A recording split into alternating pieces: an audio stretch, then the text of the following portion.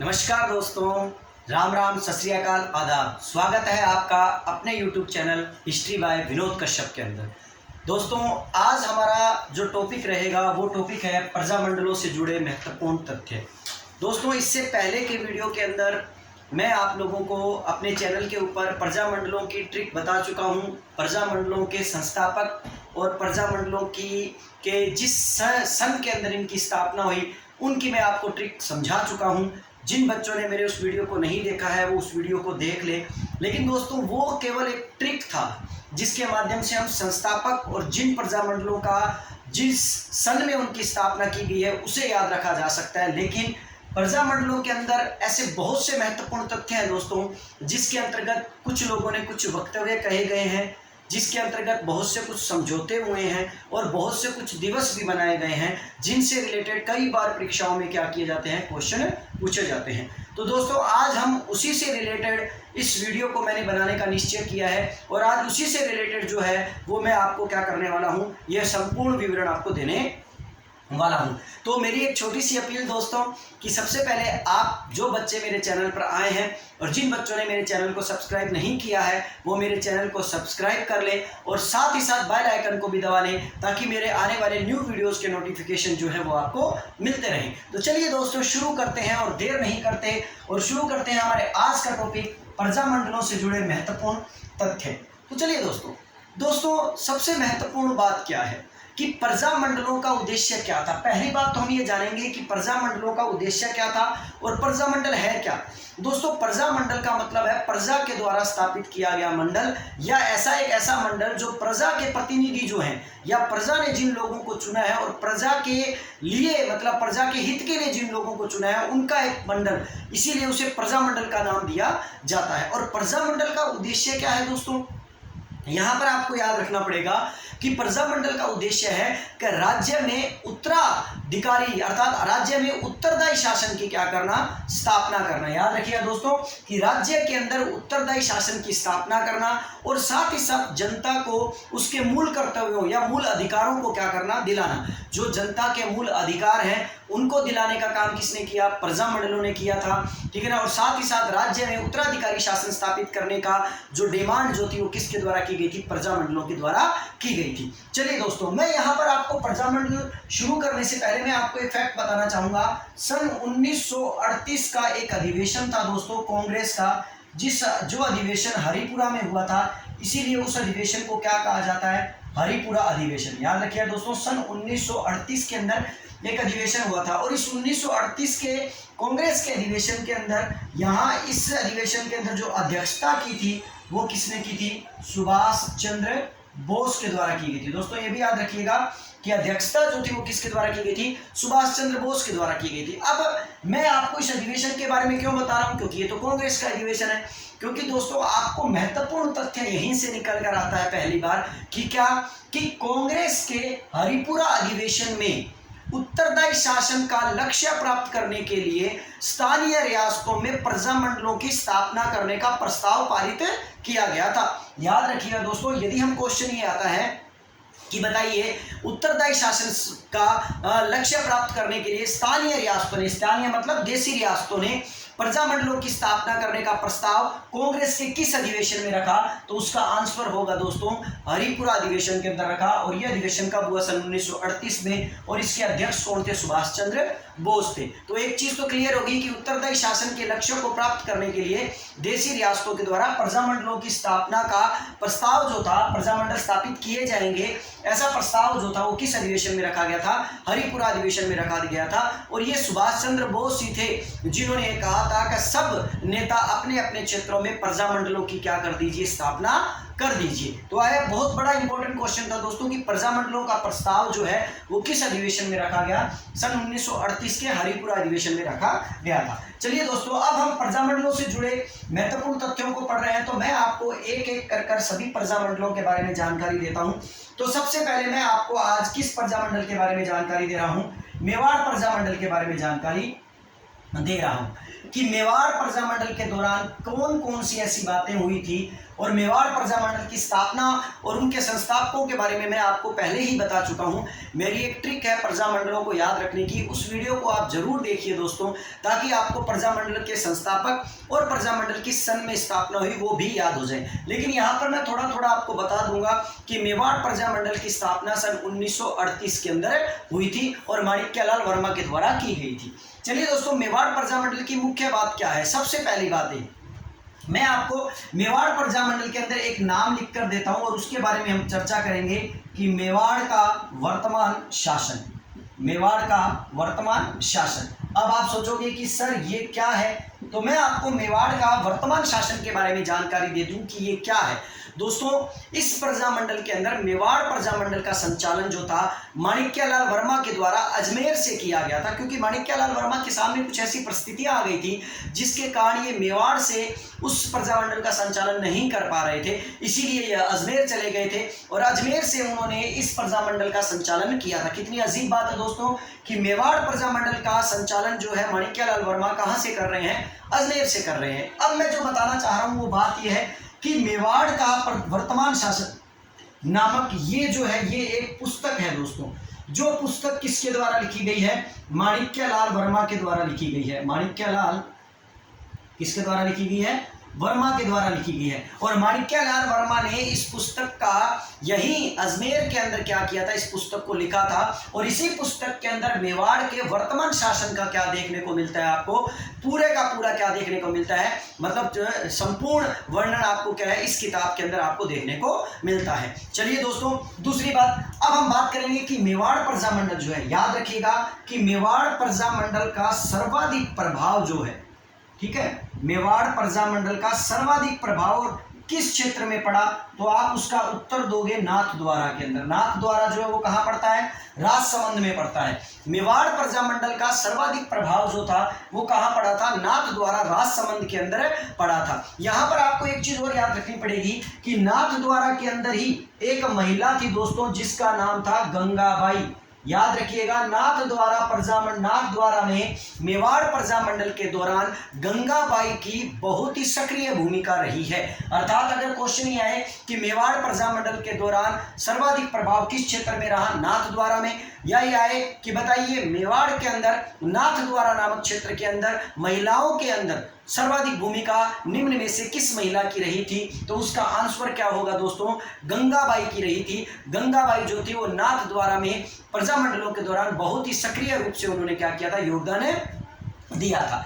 अब बात कर रहे हैं हम दोस्तों मेवाड़ प्रजामंडल की, तो मेवाड़ प्रजामंडल की बात करते हुए हम इसके बारे में बात करेंगे कि मेवाड़ प्रजामंडल का प्रथम अधिवेशन कब हुआ और कहाँ हुआ। ये बहुत बार क्वेश्चन आया हुआ है दोस्तों और सबसे इंपॉर्टेंट क्वेश्चन के रूप में भी ये क्वेश्चन माना जाता है कि मेवाड़ प्रजामंडल का प्रथम अधिवेशन कब हुआ, तो मेवाड़ प्रजामंडल का प्रथम अधिवेशन नवंबर 1941 के अंदर किया गया था दोस्तों, नवंबर 1941 के अंदर। और इसका अधिवेशन जो है वो कहाँ हुआ, उदयपुर के अंदर एक हवेली है दोस्तों जिसका नाम है शाहपुरा हवेली।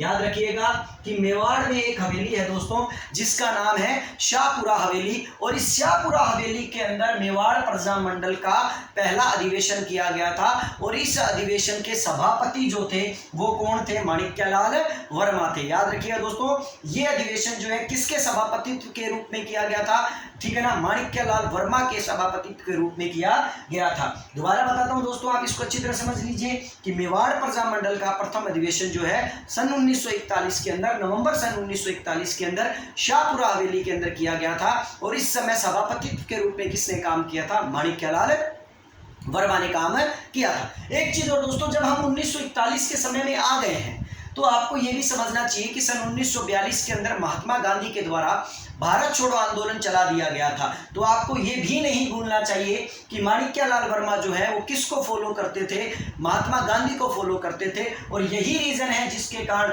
मेवाड़ प्रजामंडल ने सन 1942 में महात्मा गांधी के द्वारा शुरू किए गए भारत छोड़ो आंदोलन के अंदर क्या लिया, भाग लिया। तो यहाँ पर आपको ये भी याद रखनी है दोस्तों कि मेवाड़ प्रजामंडल जो है इसने किस आंदोलन के अंदर भाग लिया था, भारत छोड़ो आंदोलन के अंदर क्या लिया था, भाग लिया था। अर्थात मेवाड़ प्रजामंडल एक बार एक प्रकार से सन 1942 के अंदर भारत छोड़ो आंदोलन के रूप में परिवर्तित हो गया था और ये सब लोग उस आंदोलन से जुड़ गए थे और एक बार प्रजामंडलों को भूलकर वो भारत छोड़ो आंदोलन की तरफ ध्यान देने लगे थे। अर्थात ये कह सकते हैं कि प्रजामंडल रूपांतरित हो गया था भारत छोड़ो आंदोलन के रूप में। और जब भारत छोड़ो आंदोलन को पूर्ण रूप से सफलता नहीं प्राप्त हुई तो वापस मेवाड़ के अंदर प्रजामंडल क्या हो गए थे, सक्रिय हो गए थे। यहाँ पर दोस्तों एक चीज और बताता हूँ आपको कि यहाँ पर क्या था कि एक बार किसी सभा से माणिक्यलाल वर्मा जो थे वो बाहर आए, तो उस सभा से जब बाहर आए तो वहां पर उनका एक मित्र था जो इंदौर का रहने वाला था। तो जब वो सभा से बाहर आए और सभा से बाहर आए तो उस वक्त भारत छोड़ो आंदोलन जो था वो व्यापक रूप से चल रहा था और उसकी गतिविधियां जो थी वो लगभग सभी जगह से चल रही थी। तो उस इंदौर के मित्र ने माणिक्यलाल वर्मा से पूछा कि माणिक्यलाल भाई, आप प्रजामंडल जो है उस प्रजामंडल आंदोलनों के बाद अब भारत छोड़ो आंदोलन के बारे में क्या कहना चाहेंगे। तब उन्होंने अपने विचार उनसे पूछे माणिक्यलाल वर्मा ने।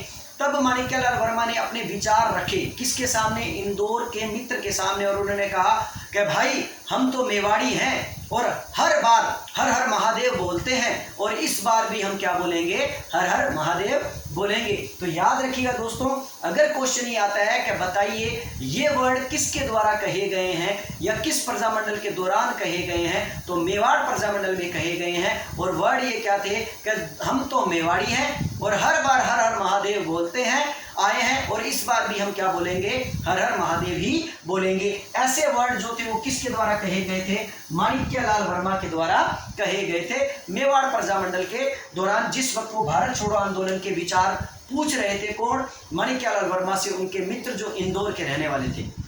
चलिए दोस्तों, अब उसके बाद बताएंगे कि दोस्तों उदयपुर अर्थात मेवाड़ जो था, जिसको उदयपुर के नाम से जाना जाता है, 26 जनवरी सन 1940 को, ये बड़ा इंपॉर्टेंट क्वेश्चन है दोस्तों, याद रखिएगा कि 26 जनवरी सन 1940 को, भारत छोड़ो आंदोलन से पहले, याद रखिएगा दोस्तों, 26 जनवरी सन 1940 को उदयपुर प्रजामंडल के द्वारा ही या उदयपुर में स्वतंत्रता दिवस क्या किया गया था, बनाया गया था, स्वतंत्रता दिवस। तो दोस्तों याद रखिएगा कि मेवाड़ के अंदर अर्थात उदयपुर के अंदर, ठीक है, प्रजामंडलों के दौरान 26 जनवरी सन 1940 को ही उदयपुर में क्या बना दिया गया था, स्वतंत्रता दिवस क्या कर दिया गया था, मनाया गया था। तो आशा करता हूं दोस्तों मेवाड़ प्रजामंडल की कुछ इंपॉर्टेंट बातें जो है वो आपको अच्छी तरह याद हो गई होंगी, और अगर नहीं हुई है तो एक बार मैं आपको इन्हें याद करवा देता हूं। चलिए सुनिए, हमने क्या पढ़ा कि मेवाड़ प्रजामंडल के अंतर्गत माणिक्यलाल वर्मा ने एक पुस्तक लिखी थी जो अजमेर में रहते हुए लिखी थी। उस पुस्तक का नाम था मेवाड़ का वर्तमान शासक। ठीक है दोस्तों, दूसरी बात, और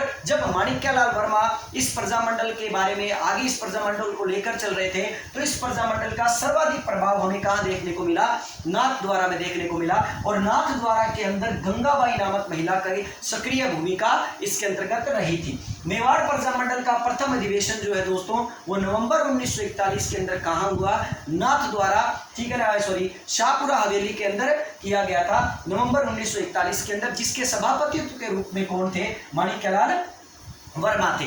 इस आंदोलन, इस प्रजामंडल ने 26 जनवरी सन 1940 को अपने यहाँ पर उदयपुर के अंदर क्या बना लिया था, स्वतंत्रता दिवस बना लिया था। और अंतिम बात दोस्तों कि इस प्रजामंडल ने भारत छोड़ो आंदोलन में क्या लिया था, हिस्सा लिया था। और भाई हम तो मेवाड़ी हैं और हर बार हर हर महादेव बोलेंगे, बोलते आए हैं और इस बार भी हम बोलेंगे, ऐसा कहने वाले कौन थे, माणिक्यलाल वर्मा थे। चलिए दोस्तों, हम इसके बाद दूसरे प्रजामंडल की तरफ चलते हैं। आप इसका स्क्रीनशॉट लेना चाहें तो ले सकते हैं। अब हम आगे अपने इसी क्रम के अंदर हम जिस प्रजामंडल के बारे में बात कर रहे हैं, क्योंकि दोस्तों मैंने इस प्रजामंडल को आपको पहले क्यों बताया, वरना बताना तो मुझे पहले जयपुर था, क्योंकि सबसे पहले प्रजामंडल जो स्थापित हुआ था वो कौन सा हुआ था, जयपुर हुआ था। लेकिन कहते हैं ना कि शुरुआत करें तो भगवान का नाम लेकर करें, इसलिए हमने हर हर महादेव के नाम से सबसे पहले किस प्रजामंडल को पढ़ लिया, मेवाड़ प्रजामंडल को पढ़ लिया। और चलिए आगे हम बात करते हैं सेकंड प्रजामंडल के बारे में, जिसके महत्वपूर्ण तथ्य हम पढ़ेंगे, जिस प्रजामंडल का नाम क्या है, जयपुर प्रजामंडल। दोस्तों इस प्रजामंडल को पढ़ने से पहले मैं आपको ये बता दूं कि जयपुर प्रजामंडल की स्थापना जो थी सन 1931 के अंदर कपूर चंद पाटनी के द्वारा की गई थी। ठीक है, अब मैं आपको जो बता रहा हूं दोस्तों उसको बड़ा ध्यान से सुनिएगा। गैर मान्यता प्राप्त, ठीक है दोस्तों, गैर मान्यता प्राप्त रूप से गठित अगर पहला प्रजामंडल था, गैर मान्यता प्राप्त, अर्थात इसको जयपुर सरकार के द्वारा मान्यता प्रदान नहीं की गई थी। तो गैर मान्यता प्राप्त रूप से अगर गठित कोई प्रजामंडल था तो वो कौन सा प्रजामंडल था? जयपुर प्रजामंडल था। लेकिन आपको यहाँ पर जानना पड़ेगा कि जयपुर प्रजामंडल का संस्थापक जो था, मैंने अभी आपको बताया कौन था? कपूर चंद पाटनी थे। कपूर चंद पाटनी थे। लेकिन दोस्तों आपको ये नहीं भूलना कि जयपुर के अंदर प्रजामंडल की या राजनीतिक जागृति लाने की और लोगों में चेतना जगाने की या राजनीतिक चेतना जगाने का श्रेय जो है कपूर चंद पाटनी को नहीं जाता, बल्कि अर्जुन लाल सेठिया को जाता है, या अर्जुन लाल किसको जाता है? सेठी को जाता है। ठीक है दोस्तों, ये याद रखिएगा, जयपुर के अंतर्गत जयपुर रियासत में राजनीतिक चेतना जगाने का जो श्रेय है वो किसको जाता है? अर्जुन लाल सेठी को जाता है। और यहाँ पर आपको एक महत्वपूर्ण बात आपको बड़ी इंपॉर्टेंट याद रखनी पड़ेगी कि जयपुर के अंदर जिस वक्त प्रजामंडल की स्थापना नहीं हुई थी, उससे पहले इसी अर्जुन लाल सेठी के द्वारा जब राजनीतिक जागृति लाई जा रही थी, लोगों में उनकी चेतना को जागृत किया जा रहा था, तो ऐसी स्थिति में जयपुर की रियासत ने अर्जुन लाल सेठी को ठिकाने के अंदर, या ये कह सकते हैं रियासत के अंदर, एक बड़े पद पर आसीन होने का न्योता दिया था। लेकिन कहते हैं अर्जुन लाल सेठी ने उस बड़े पद को ठुकरा दिया, और ठुकराने के बाद उन्होंने कहा कि यदि मैं ठिकाने की नौकरी करूंगा या रियासत की नौकरी करूंगा तो फिर अंग्रेजों को भारत से बाहर कौन निकालेगा। ऐसे वर्ड जो थे वो किसके द्वारा कहे गए थे?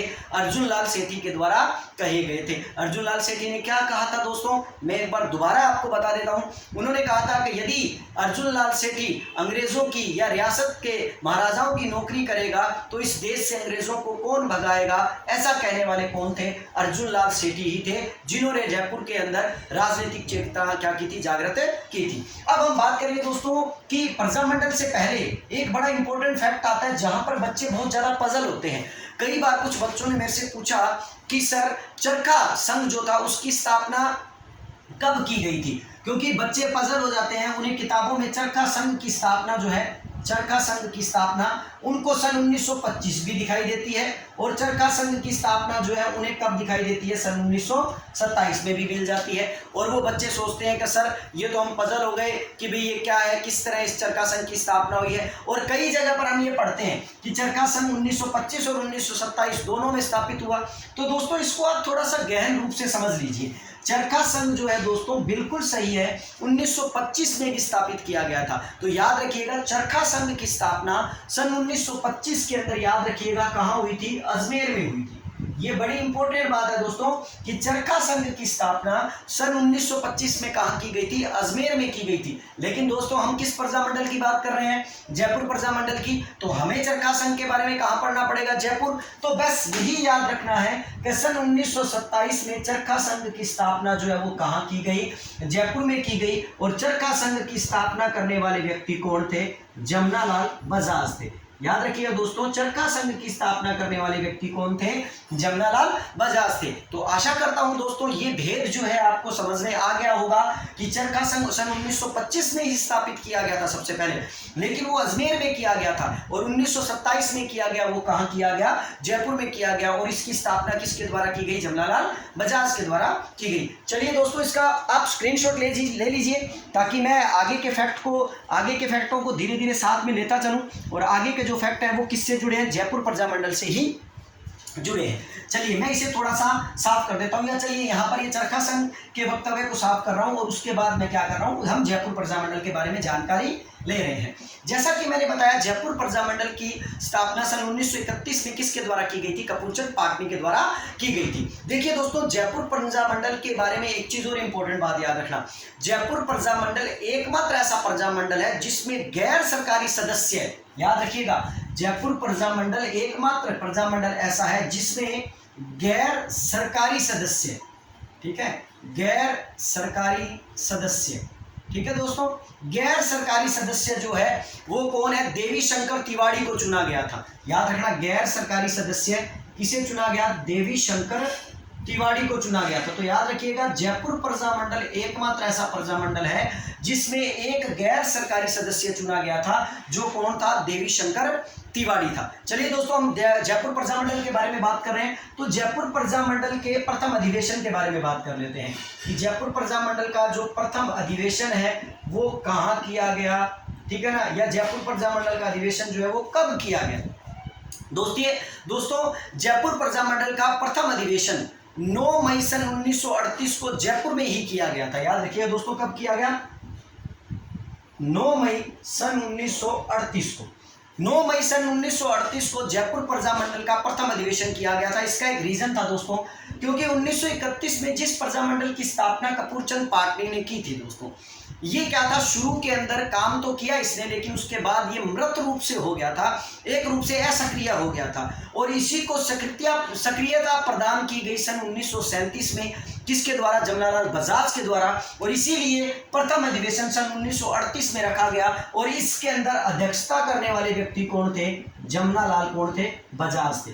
जमनालाल बजाज ये वही व्यक्ति हैं जिन्हें गांधी का क्या कहा गया है, पांचवा पुत्र कहा गया है। तो याद रखिएगा कि चरखा संघ की स्थापना भी जयपुर में जमनालाल बजाज ने की थी सन 1927 में, और प्रथम अधिवेशन जो सन 1938 के अंदर हुआ उसका अध्यक्षता भी किसने की थी, जमनालाल बजाज ने की थी। और इंपॉर्टेंट बात दोस्तों, इस प्रथम अधिवेशन के अंदर सन 1938 के अंदर महात्मा गांधी से संबंधित, ठीक है ना, कस्तूरबा गांधी, ठीक है, महात्मा गांधी की पत्नी कस्तूरबा गांधी जो थी वो इस अधिवेशन के अंदर क्या थी, शामिल हुई थी। तो याद रखिएगा दोस्तों, कस्तूरबा गांधी जो है वो प्रथम अधिवेशन 9 मई सन 1938 के जयपुर के अधिवेशन में जमनालाल बजाज के साथ क्या थी, शामिल हुई थी। और शायद यही रीजन था कि जमनालाल बजाज को गांधी का पांचवा पुत्र क्या है, हम बोलते हैं, उन्हें कहते हैं। चलिए दोस्तों, मैं कुछ वर्डिंग बताता हूं जिसमें जमनालाल बजाज ने ऐसा कहा था। जमनालाल बजाज ने जयपुर प्रजामंडल के दौरान ही कुछ शब्द कहे थे, जो शब्द बड़े ही क्या हो गए थे,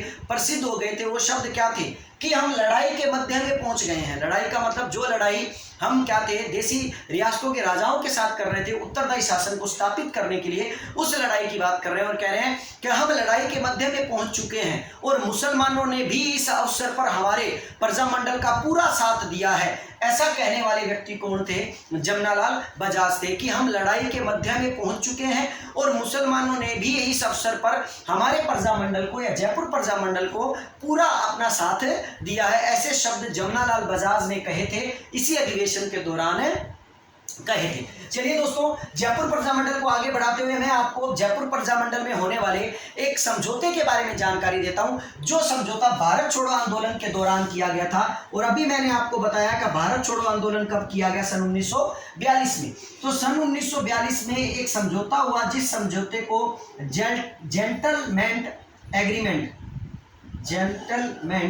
एग्रीमेंट के नाम से जानते हैं, ठीक है, या जेंटलमैन एग्रीमेंट के नाम से जानते हैं। जेंटलमैन समझौता भी बोल सकते हो, इंग्लिश में एग्रीमेंट बोल सकते हो, जेंटलमैन समझौता। अब ये जेंटलमैन समझौता क्या है, जेंटलमैन समझौता क्या है ये दोस्तों, ठीक है ना। भारत छोड़ो आंदोलन के समय ही ये समझौता सन 1942 में किया गया था। ये समझौता किस किस के मध्य हुआ, ये समझौता जयपुर के जो प्रधानमंत्री थे जिनका नाम था मिर्जा इस्माइल, ठीक है दोस्तों, जयपुर के जो प्रधानमंत्री थे उनका नाम था मिर्जा इस्माइल, और दूसरी साइड में जयपुर के कद्दावर नेता जो थे जिनका नाम था हीरालाल शास्त्री और किनके मध्य, मिर्जा इस्माइल के मध्य सन 1942 में एक समझौता हुआ, जिसे जेंटलमैन या जेंटलमैन, ठीक है ना दोस्तों, यहाँ पर नया भी आ जाता है, जेंटलमैन या जेंटलमैन एग्रीमेंट या समझौता के नाम से क्या किया जाता है, जाना जाता है। इसी समझौते में प्रजामंडल आंदोलन को खत्म करने का निर्णय लिया गया था। याद रखिए दोस्तों कि जब मिर्जा इस्माइल और हीरालाल शास्त्री के मध्य समझौता हुआ, तो मिर्जा इस्माइल ने हीरालाल शास्त्री के सामने एक डिमांड रखी और उन्हें कहा कि आप भारत छोड़ो आंदोलन में हिस्सा नहीं लेंगे, और साथ ही साथ आप इस प्रजामंडल को क्या कर दोगे, इस प्रजामंडल के आंदोलन को क्या कर दोगे, समाप्त कर दोगे। ऐसा क्यों कहा, क्योंकि हीरालाल शास्त्री को मिर्जा इस्माइल ने आश्वस्त कर दिया था और अपने रूप में एक वादा कर दिया था कि हम आने वाले समय में उत्तरदायी शासन की क्या करेंगे, या उत्तरदायी सरकार को क्या करेंगे, स्थापित कर देंगे। ऐसा जेंटलमैन एग्रीमेंट के दौरान मिर्जा इस्माइल ने हीरालाल शास्त्री को कहा। इसीलिए हीरालाल शास्त्री ने, याद रखिए, भारत छोड़ो आंदोलन के अंतर्गत जयपुर रियासत ने क्या नहीं लिया था, भाग नहीं लिया था। जैसे कि हमने पीछे पढ़ा कि मेवाड़ रियासत ने या मेवाड़ प्रजामंडल ने क्या किया था, भारत छोड़ो आंदोलन में भाग लिया था। लेकिन याद रखिएगा, जयपुर प्रजामंडल ने भारत छोड़ो आंदोलन के अंदर हिस्सा नहीं लिया था, भाग नहीं लिया था। वो किस समझौते के कारण नहीं लिया था, जेंटलमैन एग्रीमेंट के कारण नहीं लिया था। अब मुद्दा था दोस्तों कि हीरालाल शास्त्री ने ये एग्रीमेंट कर लिया, लेकिन कहते हैं ना कि हर आदमी किसी के द्वारा लिए गए निर्णय से खुश नहीं होता है। इसीलिए सन 1942 में ही इसी समझौते को, ठीक है ना, विरुद्ध, इसी समझौते के विरुद्ध दूसरे जो सदस्य थे जो कि प्रजामंडलों के साथ जुड़े हुए थे, वो दूसरे सदस्य जो थे वो नाराज हो गए। जिन सदस्यों के अंदर बाबा हरीशचंद्र नाम के थे, रामकरण जोशी थे, दौलतमंद भंडारी थे, हंस डी राय थे, इन लोगों ने क्या किया, दोबारा बताता हूं दोस्तों मैं, बाबा हरीशचंद्र, रामकरण जोशी, दौलतमंद भंडारी, हंस राय, ये सब जो लोग थे, ये लोग इस समझौते से क्या थे, नाखुश थे। और इसीलिए इन लोगों ने सन 1942 के अंदर इस समझौते के विरुद्ध एक अलग मोर्चा खोल लिया, जिस मोर्चे को आप किसके नाम से जानते हो, आजाद मोर्चे के नाम से जानते हो। ये दोस्तों ये क्वेश्चन रीट में आया हुआ है कि आजाद मोर्चे का गठन जो है वो किस प्रजामंडल के दौरान किया गया था, जयपुर प्रजामंडल के दौरान किया गया था। और आजाद मोर्चे का गठन किसके विरुद्ध किया गया है, जेंटलमैन समझौते के विरुद्ध किया गया है सन 1942 में। बाबा हरीशचंद्र ने, रामकरण जोशी ने, दौलत राम भंडारी ने, हंस राय ने, इन लोगों ने। अब कहते हैं कि इस तरह ये दो पार्ट बन गए, एक प्रजामंडल को क्या करने वाला था, स्थगित करने वाला था, और एक आजाद मोर्चे के रूप में, आजाद मोर्चे के नाम से इस प्रजामंडल को आगे चलाने वाला था। समय बीता और समय आ गया सन 1945 का, और 1945 के अंदर नेहरू जी जयपुर आए, और नेहरू जी ने जयपुर आकर इस आजाद मोर्चा के लोगों को समझाया, और समझाकर इनको समझा बुझाकर इस आजाद मोर्चे का विलय दोबारा किसमें कर दिया,